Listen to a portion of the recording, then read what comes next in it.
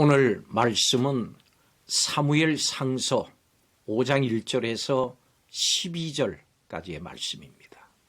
고대 근동에는 강한 신을 가진 민족이 약한 신을 가진 민족에게 승리한다, 이런 생각이 있었습니다.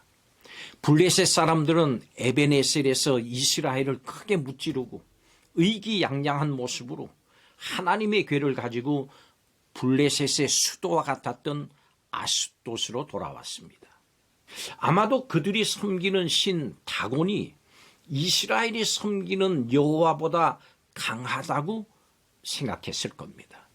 그런데 신전에 있던 다곤 신상이 여호와의 법궤 앞에 얼굴을 땅에 대고 엎드러지고 머리와 손이 다 부러져 내 동댕이 쳐집니다. 마음이 강팍한 아스돗 사람들은 이것을 대수롭지 않게 생각했는데 하나님의 손이 독한 종기로 그들을 치셨습니다. 그러자 그제야 여호와의 손이 다곤과 그들을 친 것을 인정을 하고 블레셋 여러 지방의 지도자들을 불러 모아서 법궤를 어떻게 처리할 것인지 여기에 관해서 회의를 했습니다. 그렇지만 아직 여호와의 법궤가 그들의 지역에 있다고 하는 것의 이 심각성을 깨닫지 못한 블레셋의 지도자들은 이스라엘로 법궤를 돌려보내기를 원하지 않았고 고급 전리품으로 계속 가지고 있기를 원했습니다. 그러나 법궤가 가는 곳마다 독한 종기로 많은 사람들이 죽거나 극심한 고통을 당하게 됩니다. 이 상황 가운데 블레셋은 고민에 빠져서 서로 의논합니다. 우리가 이스라엘 신의 궤를 어찌하랴. 하나님이 블레셋 사람들에게 계속 신호를 줍니다마는 그들은 하나님이 얼마나 두려운 존재인지 아직 깨닫지를 못합니다. 여러분, 세상에는 좋은 많은 단어가 있지만 승리라고 하는 단어만큼 사람들에게 소망과 기쁨을 주는 단어도 없을 겁니다.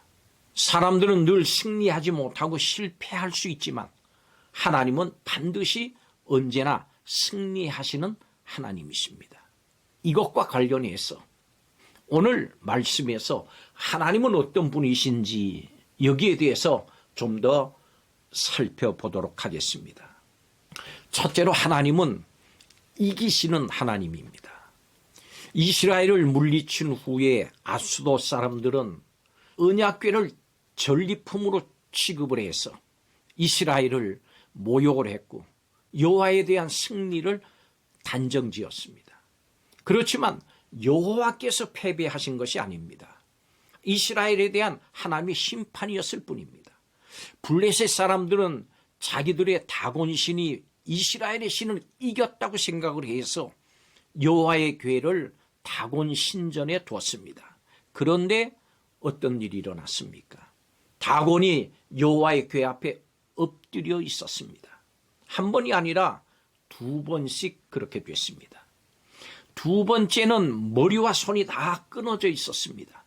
우상은 아무 생명도 능력도 없는 겁니다.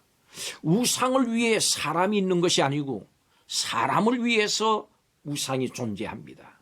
다른 말로 하면 결국 우상을 숭배하는 것은 사람, 자기 자신을 숭배하는 겁니다. 자기를 숭배하는 것은 창조주 하나님의 뜻이 아니고 사탄을 섬기는 겁니다. 하나님은 하나님이 아니라 자기 숭배를 조작합니다. 여호와의 궤 앞에 아무 힘없이 쓰러졌던 다곤처럼 하나님은 예수 그리스도로 이 땅에 오셔서 십자가를 통해서 사탄을 아주 무력하게 만들어 버리셨습니다. 사탄의 지치지 않는 공격, 또 세상의 끊임없는 유혹으로 낙심하고 무기력에 빠질 때가 우리에게도 있습니다. 사탄을 이기시는 하나님을 이때 우리는 기억해야 됩니다. 하나님은 살아계시고 모든 신보다 뛰어나신 하나님이십니다. 승리를 주시는 하나님이심을 믿으시기 바랍니다. 두 번째로 하나님은 전능하신 하나님입니다. 성도는 사탄의 두 가지 무기인 죄와 사망의 지배에서 벗어나서 하나님의 은혜 아래 있는 사람들입니다. 하나님을 섬기지 않고 우상을 섬기는 사람들에 대한 하나님의 심판은 엄중합니다. 다곤을 치신 하나님은 이제 다곤의 백성을 치시기 시작했습니다.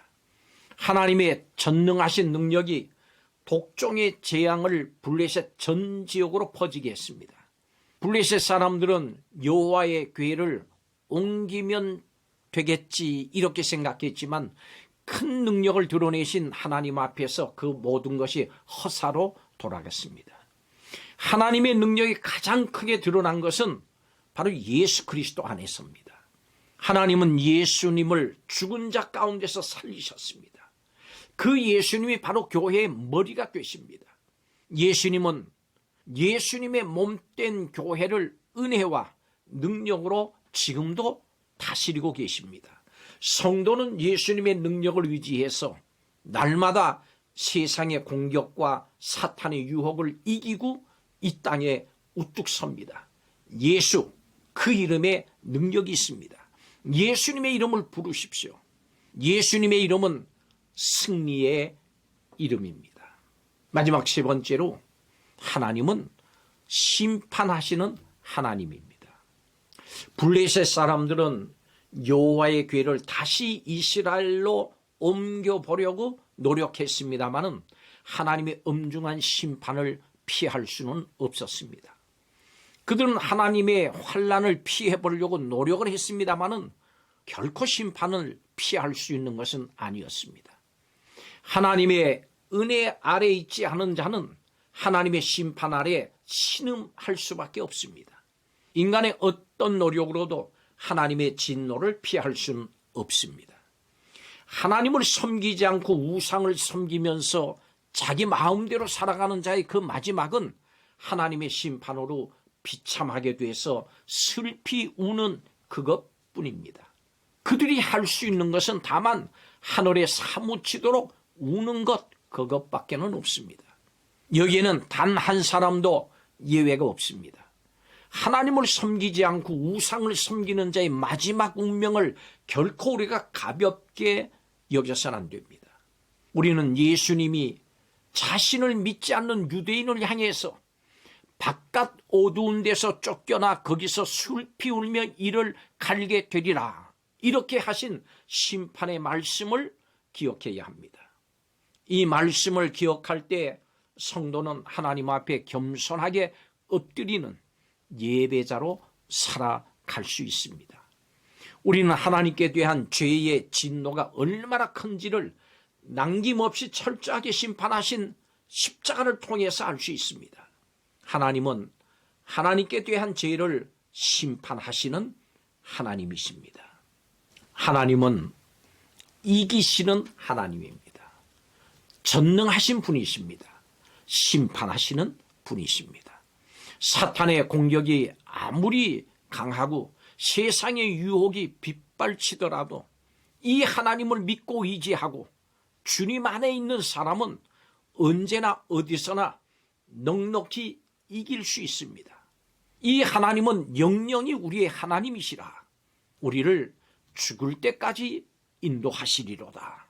하나님을 믿는 시편 기자의 고백입니다. 여러분의 고백이 되시기를 주의 이름으로 축복합니다. 기도하겠습니다.